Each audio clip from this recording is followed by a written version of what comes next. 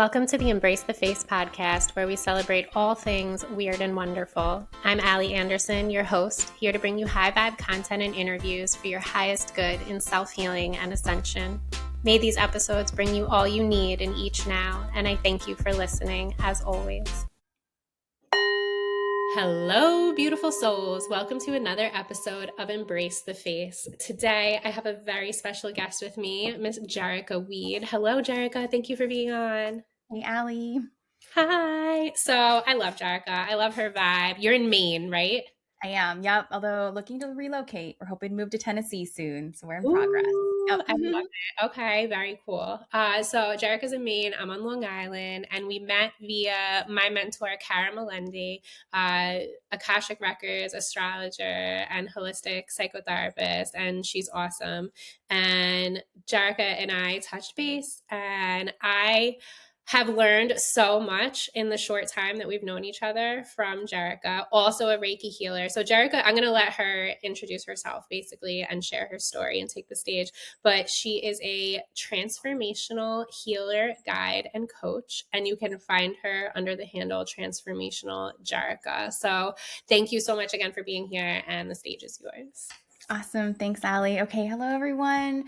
Oh my gosh. So when we were getting ready to sign on and hit record, Allie's like, okay, I want to give you space to talk about how you got here. And I'm like, oh my gosh, how do I make that succinct? Right. But we'll start here. I mean, so my journey started because I was really struggling as a 12, 13-year-old human with digestion challenges. And my family, I look back now and I can see there were so many environmental stressors, right? There was so much going on that my family just didn't have a lens for. And, they were doing as much as they could, turning to allopathic and Western medicine. And it just so happened that things blew up at my school, and I wasn't getting along with these groups of girls, and I was ready to I was like, I'm done. I'm tired of making friends with a group of women and then becoming perpetrated on, or becoming I don't want to relive the witch hunt again and again and again, right? And I didn't know that language by any means at that time, but again, I look back as an adult and I'm like, how do I keep falling into situations like that? And I hope we'll touch a little bit on that too. I know you and I have talked about what happens when you evolve out of a space. So maybe we'll get there. We'll see. So what ended up happening was I started in a new, smaller school environment. It was private, and ended up starting to kind of rub shoulders with families at that time that were just thinking about the world a little bit differently than mine. And the person that I met was one of my best and closest friends. And I would say she and I aren't as close anymore. But we send each other birthday texts every year. She's just really close to my heart. But, we were all 12, 13 years old. And I just remember her mom, they had this water cistern, and she'd written the word love on it. She was talking about food vibrations and healing your body through what you eat. And something just lit me up. And I don't remember exactly how it happened because I was a minor, but at some point in that experience, she asked permission to start working with me, giving me Reiki, as a young kid, to support with that, just indigestion. And the doctor started having me on all these meds, and just nothing was working. And I started to have relief, in my solar plexus, relief from those symptoms. And so flash forward a little bit, I ended up going to a high school with a wellness room. And in that wellness room, you could go and see people who did massage or Reiki or polarity. There were definitely other things going on there. And the person, that my friend's mom and one of the guidance counselors, were both Reiki masters. And they were like, let's do Reiki 1 for these teens. And it fills my body. It was oh, can you what a gift. Right. And what I've learned over the years is I think for so many of us, Reiki, and I study in the Usui method, is just one of those. It's it's the opening place for our spiritual gifts. It becomes such a gateway.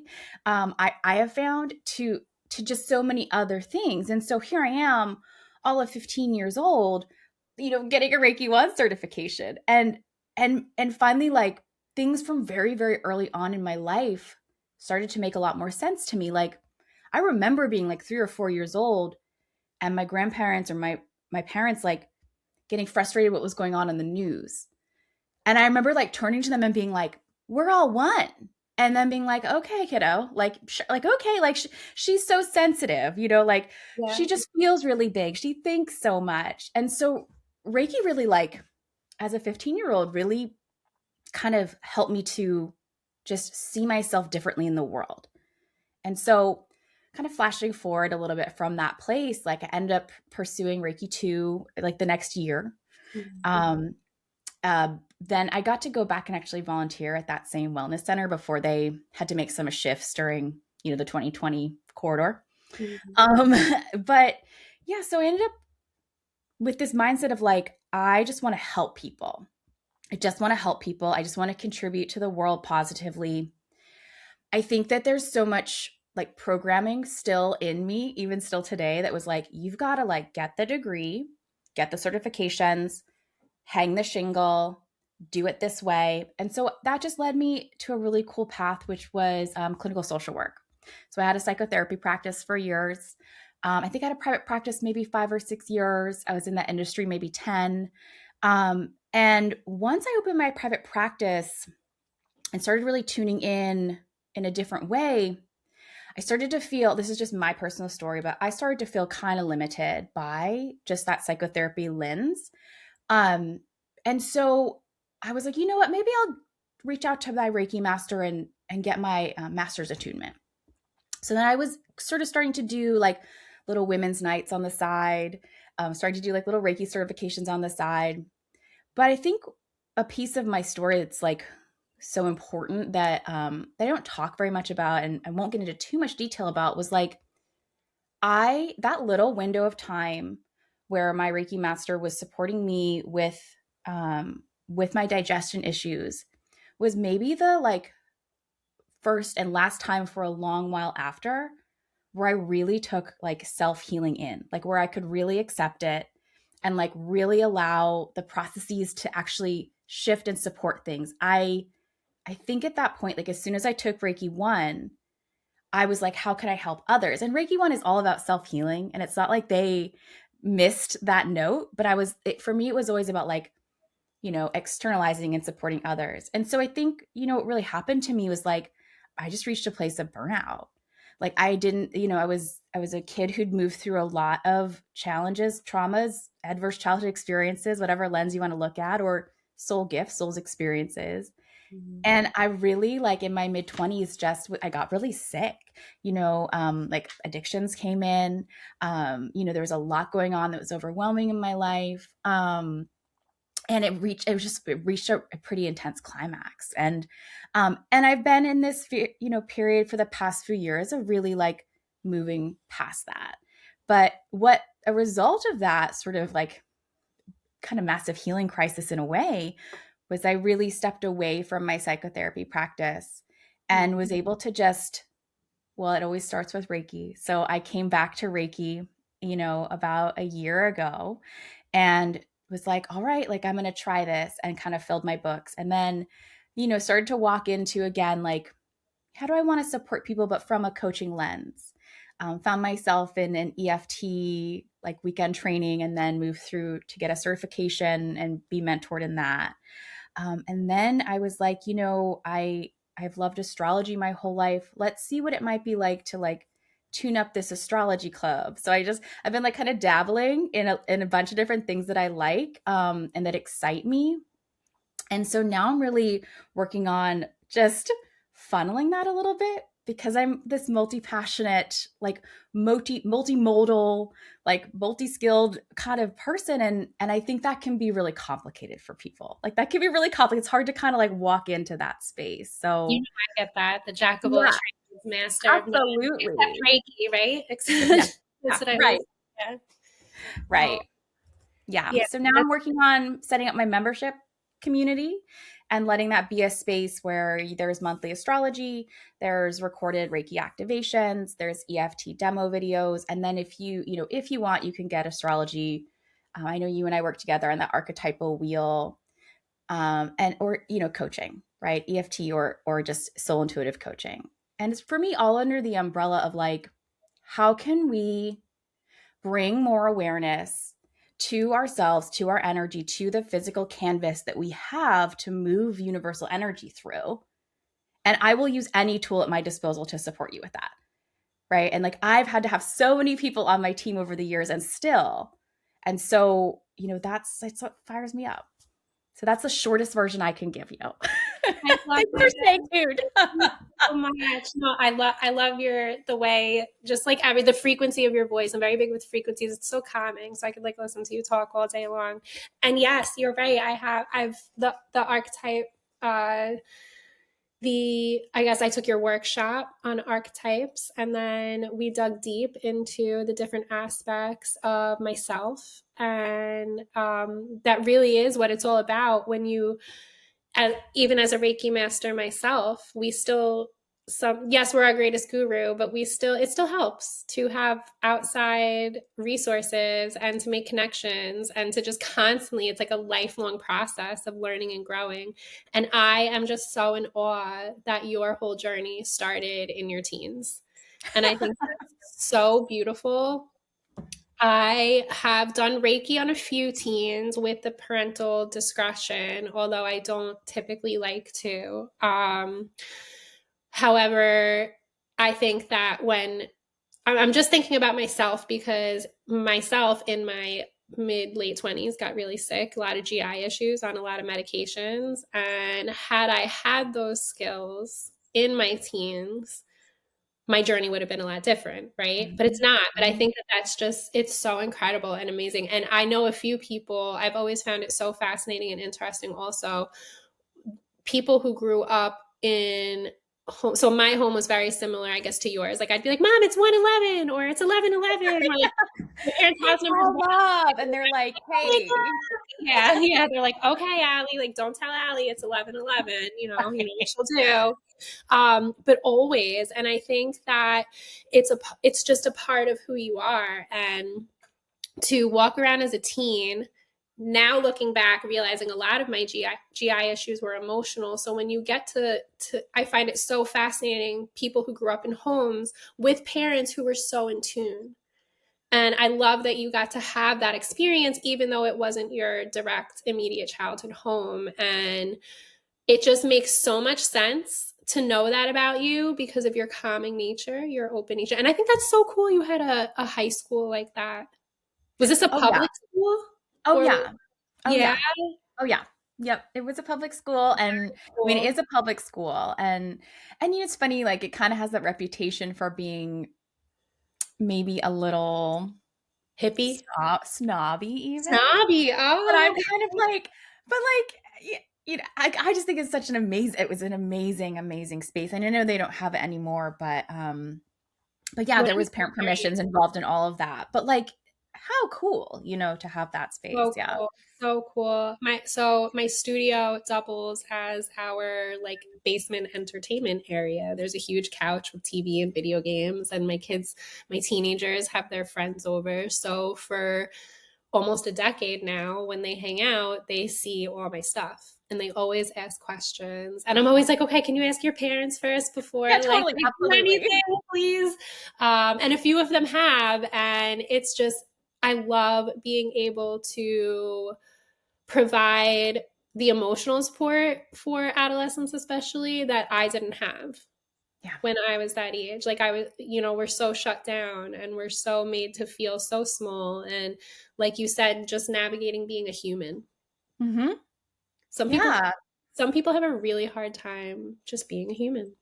It's like I think that thing a piece of like so I have a mentor who I just love and adore and it was years ago now that she said something to me like you have to imagine that like your spirit is the size of the Empire State Building and you're squeezing it into something the size of like a shot glass. And like that's how we're walking around. Like this density is really it's intense, right? And I just think we have I also think and know we have so much choice around that.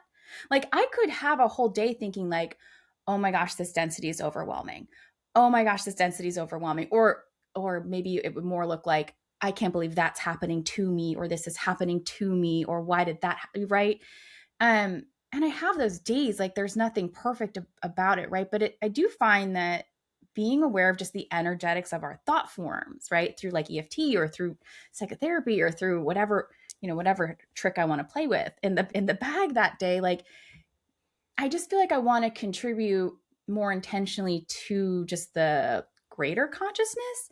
And so if I'm like, in that frequency of, oh, this is happening to me, I just, it just really bottoms me out. Like it's happening for me. And I chose to come here, and I really believe that. And like I'm meant to experience this density of humanity because it's also a place where, because we're so dense, we can actually like reach out and touch and hug each other and like express that love on like that physical level too. And so like, yeah, I think I'd sign up again, but it's intense, right? It's tough to just be human. And I do think like what we heal in ourselves, we heal for the world. And like the shifts and transformations and evolutions and different codes that we bring into our own like cellular network, I think we heal that in the world.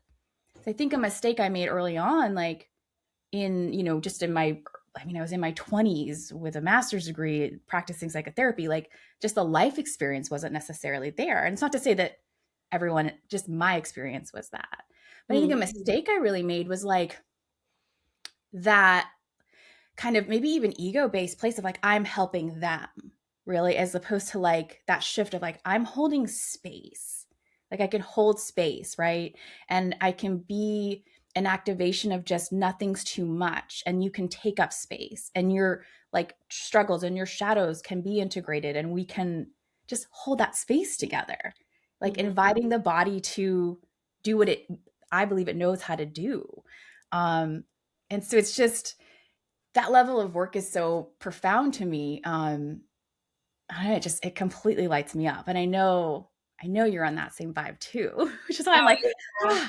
so So excited. Like, I just many, love it. yeah, so many things are running through my head that I want to talk about.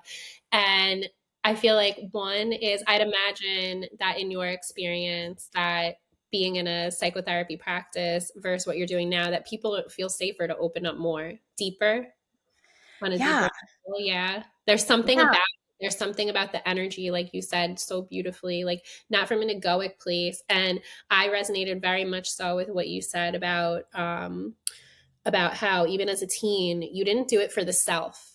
And Reiki really is. It's all about self healing. Reiki level 1, self healing, and pets. You can do pet Reiki. Okay. And pets, right? Yes, And and my pets. friend and I, we would practice on each other, because she took the certification with me, and we'd call it fakie because we weren't really supposed to practice on each I other. But we were 15 and rebellious, and we're like, it's fine. And now I'm like, whoo, like glad to just be more aware of what I'm doing. what you're doing. Awareness is key, right? Yeah. Yeah, but it's Reiki 1. I remember when I did Reiki 1, I was told your spiritual gifts are going to awaken, and it was definitely an instant like like I felt it. I felt it in the attunement, and then so on. And when you get to this point where you're holding space for somebody, and it's like, okay, at first I was doing it, I always was doing it with the intentions to help others, forgetting about myself. Mm-hmm. And that goes back to my teens, where when I wanted to be a nurse, I didn't want to do it for self fulfillment. I mean, I guess I did. I was doing it more because, like, I thought that's just what you were supposed to do. Like, you pick a career and you go and you do it, and then you walk around numb for 15 years. Heard. And yeah, so it was, it's this whole happening, looking back then, oh, this is all happening to me. Like, no, it's happening for me. And you said something also, you said that making a mistake, I don't have any regrets in life. And when people say like, oh, I make a mistake, it's like that word in me, right? That it's like, I want to remind you, like, again, was happening for you, wasn't an Yeah, you're error. so right. Yeah, yeah. Heard. I will take that little check and bring it to my Yeah, heart. Thank yeah. you. So 100%. I could be, I need to take a dose of my own medicine sometimes. But yeah, so That's why we have to talk with each other. That's why we oh, need each other, right? That's why we like need these long distance coworkers, right? Like, it. Yeah, yeah. I love like this little network I've built, and like just a community amongst like-minded individuals. is holding a whole nother frequency of sacred space for the healers that are also healing. And a lot of people, walk around, I'm not a healer, I don't like to say the word healing, and I'm tired of healing, and healing, I'm just going to live my life. And it's like, to me, the moment I had the opportunity to heal my life, it just became integrated in every moment of everything that I do. And I think it's when you're being hard on yourself and you're frustrated and you're not accepting the now that this is happening for you. That's Mm. when I feel like people can be like, well, I don't want to do this and I don't want to face those shadows. And do you want to talk a little bit about that? You wanted to talk about the evolution, right? As we evolve. Yeah, for sure. I mean, okay. Surprise, surprise. You and I hop on and we're recording, but I'm like, we could go in 1,000. Like, I just get so excited. I think our connection is so synergistic. I was just thinking about a couple of things. I don't want to deter too much, but I was like, oh my gosh, I'm just remembering when you're talking about being a nurse, and I was like tuning in and remembering like how much like that like being a therapist, being whatever, like tune like it that identification and the way that like my ego was still there, like in fear and in some ways. And I think about even just that, like for me, like that wounded expression of the feminine of like, I'm doing and doing and doing because I'm, really like under the surface, it maybe you're not seeing that what's really under there is me trying to just validate my worth in the world. Right. Mm. And that like there's that shift now of like I get to do this, and I get to be this embodied experience, and I take care of myself because um I nurture myself deeply because I know that that enhances my capacity to amplify, right? Like that signature for others. And it's just like, oh gosh, I just remember those times, like, and really feeling like, look at what I'm doing, look what I'm doing. And it just feels so different now, and I feel like you can relate to that. Oh yeah, for sure. It's more of like a being of service, and it just like it's Totally. divinely guided. Um And I think that like we always have an ego, right? The ego comes into play when it comes to what do we charge and how do we run a business, the masculine energy in, actually structuring what we're doing. Because essentially I just want to walk around and like to everybody and everyone, We la, just la, la, there's a little everywhere. A yeah, little over here, I'm a little walking over around here. everywhere. New York City, I'm sending vibes to everybody, the homeless. Yes. I'm like awakening the person in the middle of their like their high on the street, and I'm like, come on, Mm. and it's like all these little tactics that we can do as humans. But then, like you said, we are so powerful and multidimensional and magical, and yet we are supposed to fit inside this little box, inside this body, this 3D body, and just think about all the things that you can do energetically with your imagination. And imagination is more important than knowledge per Albert Einstein. Mm. Mm-hmm. So really utilizing your gifts and your abilities. And what would you say your favorite way? What is like your go-to? Oh gosh.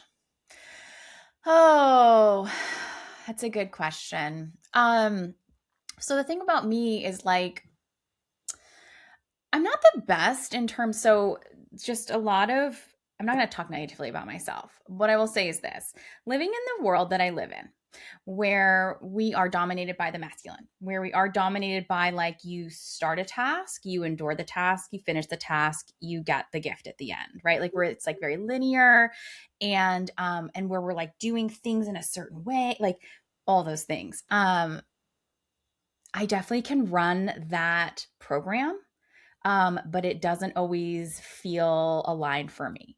Like Feels I'm grateful, right? Like I'm grateful that I can experience devotion and dedication and commitment and follow through. Because as a business owner and as a healer and as a person who's holding space, like those things are important for safety, for the container. Heard, got it, love that. My favorite thing to do is when people come in, and they sign themselves up for, initiate themselves into, make that investment in themselves to do a series of sessions. Like we call them coaching sessions. That works. But it because I think what's fun about that is like we get to dribble in so many different pieces. I would say probably right now, no, I really can't. I can't even say that. I feel most alive when I'm talking about astrology sometimes, Mm. like cultivating that for my astrology club. And that's, again, transforming into something different in the next month or so, which is going to be just, it's delightful. Um, I love recording meditations right now. Like Mm. that's been so fun and bringing in like Reiki energy into those. And just like funny side note, I wake up earlier in the morning than my partner. And so often I'll be like reading my books or doing what I do in the morning, and I'll start to hear my own voice in the other room because he started playing some of meditation I recorded. And I'm like, Oh, I've never felt loved and seen like this. Like, honest again, I'm just like, thank you, because it's just like so yeah. beautiful. Hmm. That's what Yeah. it's all about right there. I That's mean, amazing. That's love. That's enlightenment right there. Like just utilizing the ones you love to help you ascend. yeah. So it's just really beautiful. But I get fired up in one-on-one work. I get fired up in group work. I wish I had a go-to. I will say though, like, so it'll be 9 years next week since I achieved my Reiki Master attunement. Congratulations. And thank you. And 15 years since I've been out of grad school also this weekend. So I'm like, whoa, interesting. And dates stick with me because I'm an astrologer. So I'm always kind of tracking like I just kind of know what time of year it is. Right.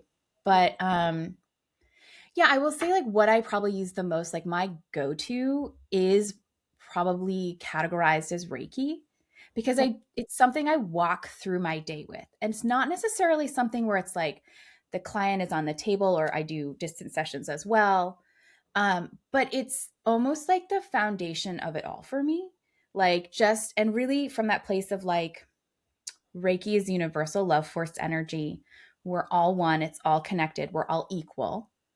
And then I'm just bringing intention to everything I do, like especially meal prepping, talking with my animals, walking around my house, how things are situated and set up.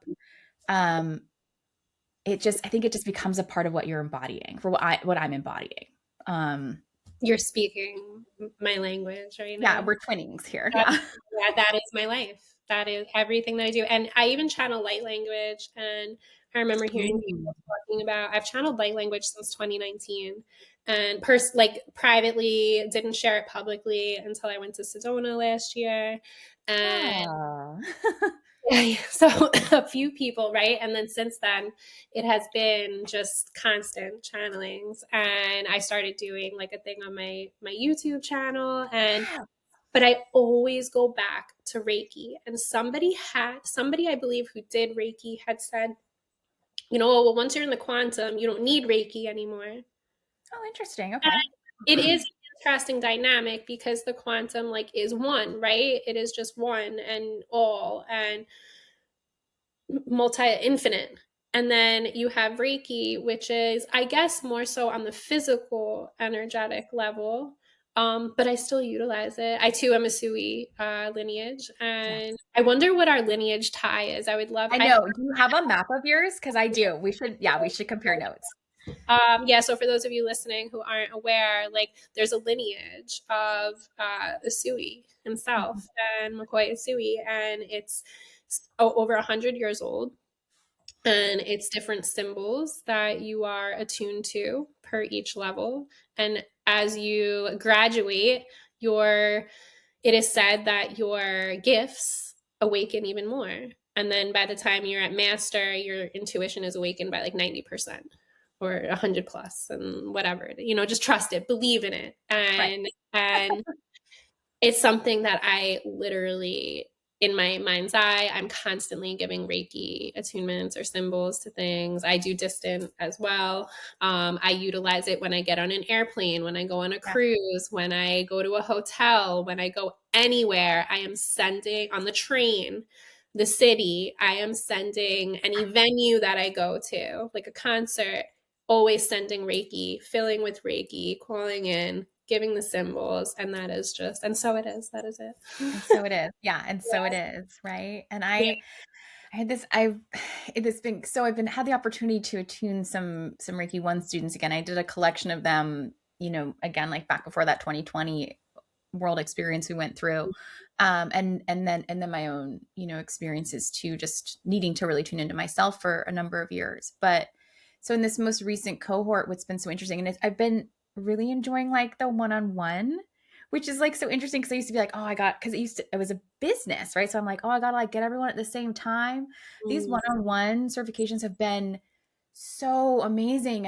And within that space of just self-healing, just giving people the space for things to come up, I think mm, it's just been so beautiful.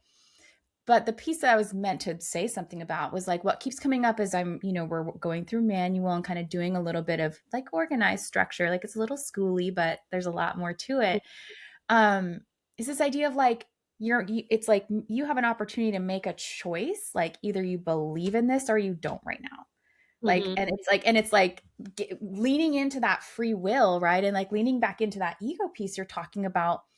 I don't want, like, for me, I don't want necessarily want my ego to go away. Like, my ego lets me know that there are some things on the human plane I need to be careful of. Oh yeah, it Like, keeps it keeps me safe, right? Like, there's, um, and then when it gets into that fear that's not helpful, or that like I think that I'm, not equal with people, like that's when it's like I need to check myself, or Mhm. like, more or less than others, right?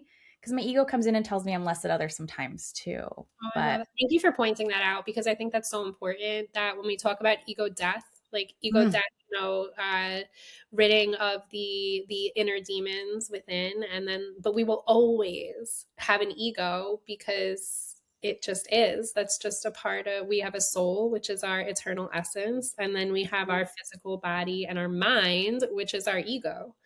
So not letting the ego run the show. And often, I think that's the beauty of self awareness. And self awareness is in itself a form of enlightenment and just mm, being self aware, being self aware of your own egoic tendencies is a gift in itself.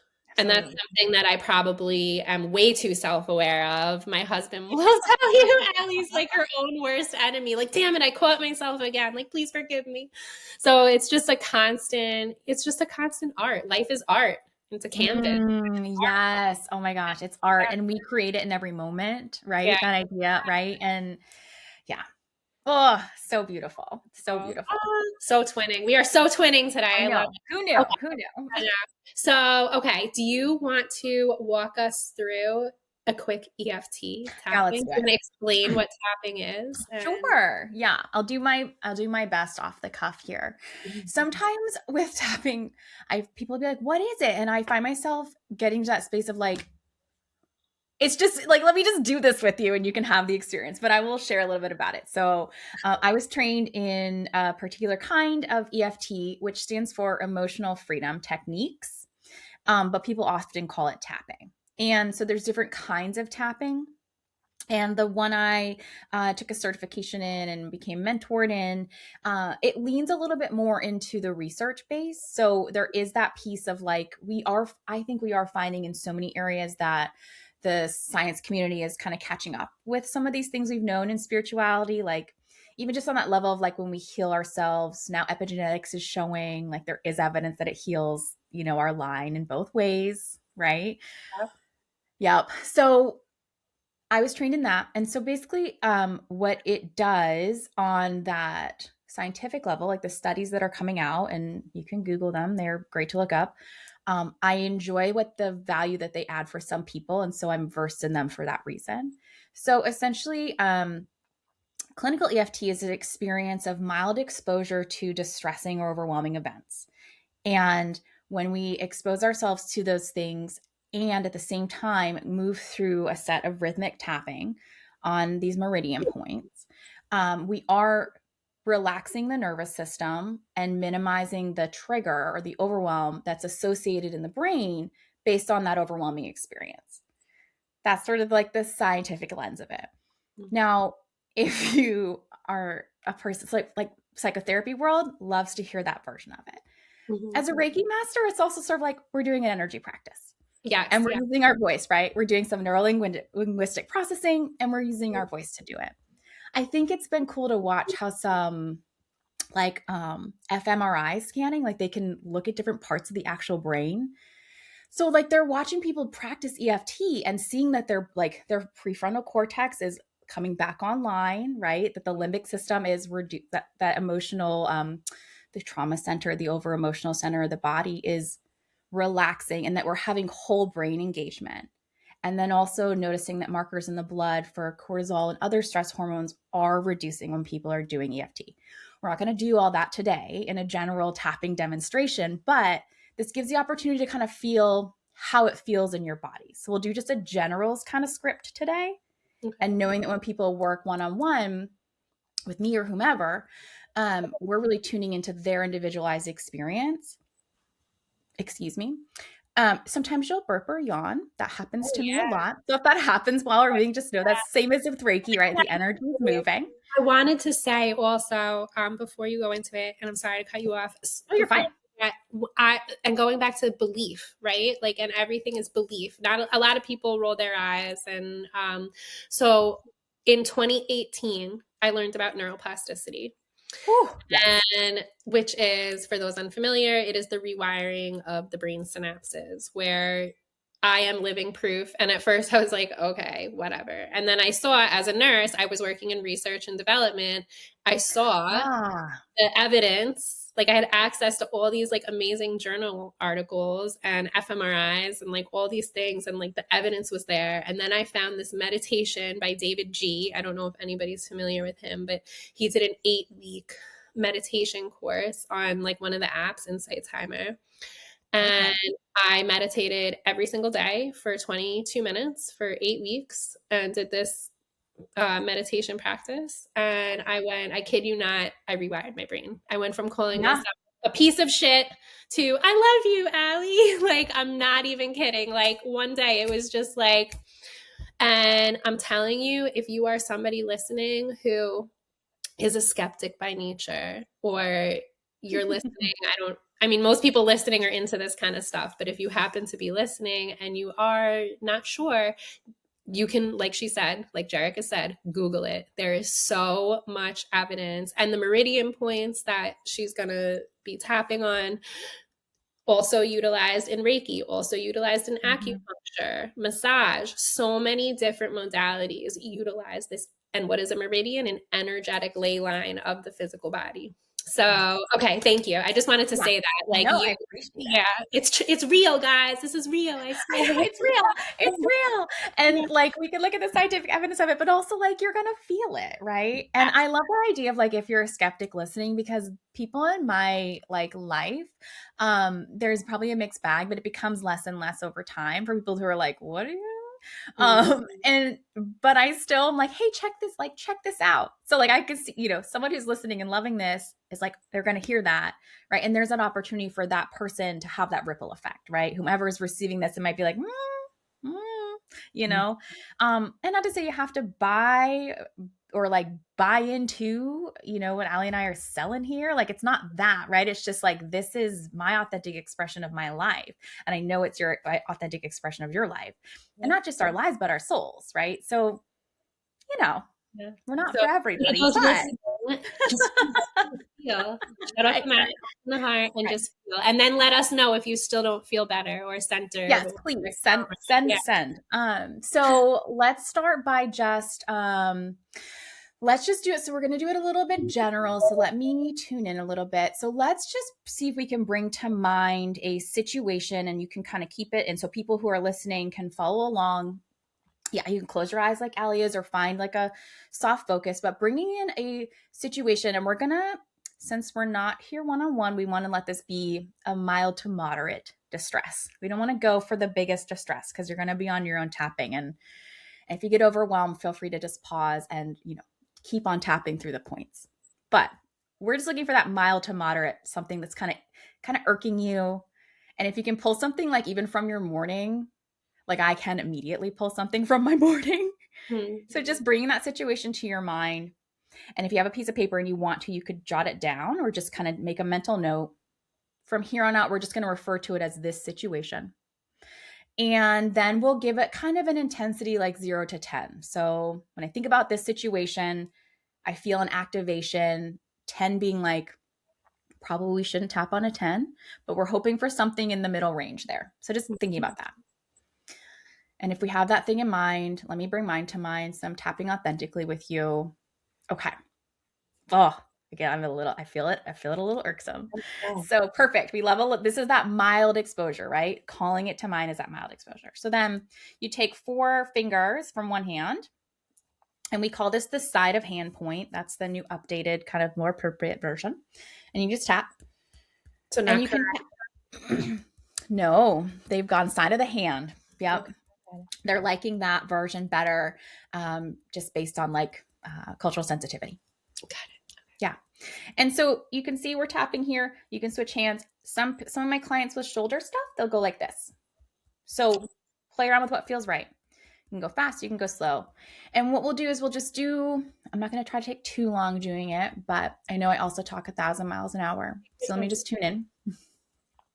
And so the way EFT works is that Allie's going to mirror it with me, but it's going to be a repeat after me. So we'll start by saying, I remember your situation now. So we'll say, even though there's this situation, Even though there's this situation and I'm feeling moderately activated by it right now, and I'm feeling moderately activated by it right now, I can accept that that's where I'm at. I can accept that's where I'm at. And I deeply and completely accept myself. And I deeply and completely accept myself. And so if that last piece is a little too much, you're welcome to swap it out for I'm open to accepting myself. Mm. I like to meet people where they're at. So even though there's this situation Even though there's this situation and it's moderately activating right now, and it's moderately activating right now, I deeply and completely accept myself.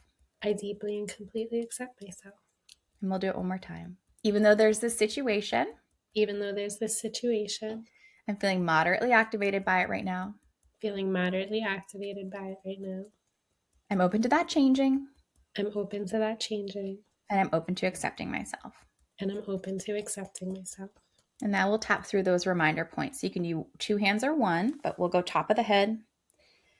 We'll just say this situation, This situation, this activating situation. this activating situation, And then we'll move to the eyebrows. This activating situation. this activating situation, And then side of the eyes. This activating situation.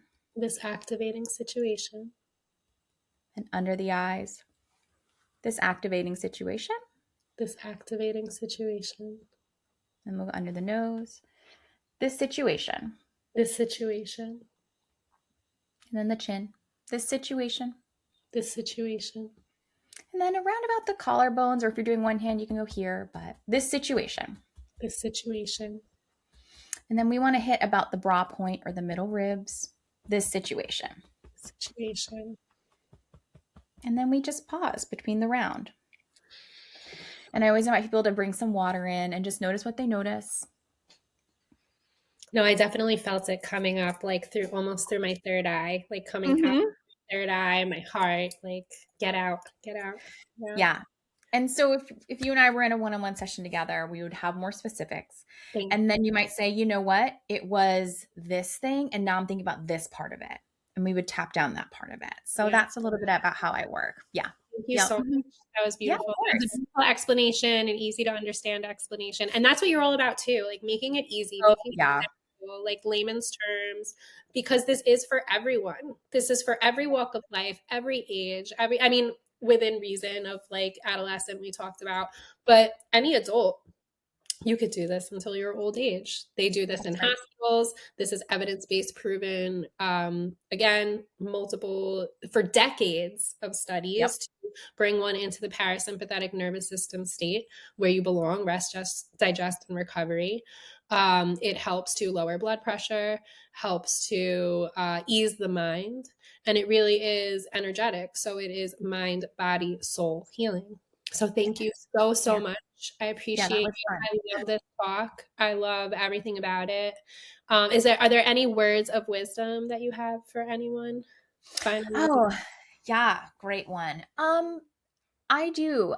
So, and this is advice I could take from myself or wisdom I could take from myself or suggestion, right? Is like we I know that I came to the planet to interact with other people, to that like I came here with things that you need, that others need, and the other people have things that I need. And so I think, in this world right now, what we could really stand to have more of is like allowing other people to come onto our teams and be a part of our lives.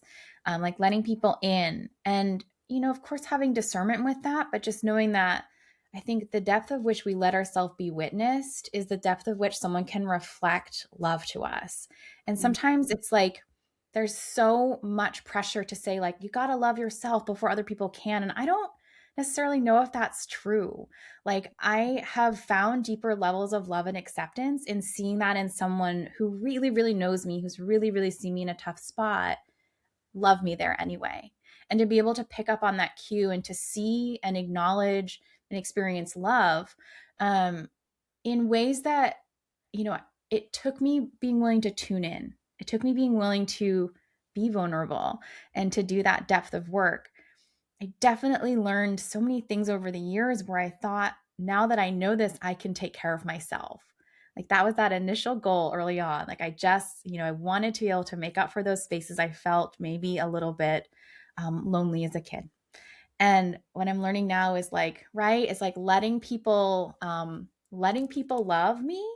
Um, it allows me to love myself there too. And so I could that's what cry. I leave you with. I'm crying. I have tears in my eyeballs right now. It's funny you mentioned being a little kid. First of all, the that is the softening of the feminine, right? We grow up in that masculine energy and the 3D structure, and you've learned to soften, and that is something that I too have learned to do. Uh, in Sedona last year, we had to do this practice where there was a circle. It was females, all females, and we did this practice where one by one we had to sit in a circle in the middle of a circle and you had to receive the compliments and the love. And this was toward the end of the retreat. It was a 5-day retreat. So some people you really got to know. And it was awkward. And you had to open your eyes and you had to like sit there and listen and to feel so the opposite as a little kid.